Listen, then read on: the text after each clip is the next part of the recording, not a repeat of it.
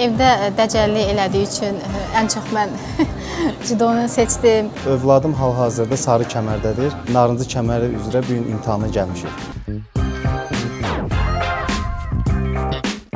Övladım Məmmədəli Evral 6 yaşının cüdo ilə məşğuldur.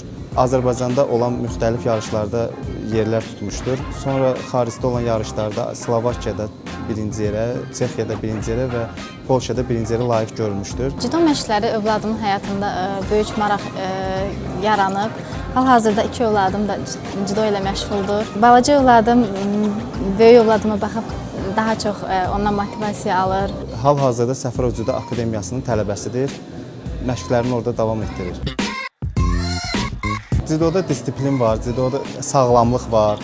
Uşaqların gələcəyində formalaşmasına böyük kömək göstərir. Onu bütün yarışlara aparıram, ona motivasiya verirəm.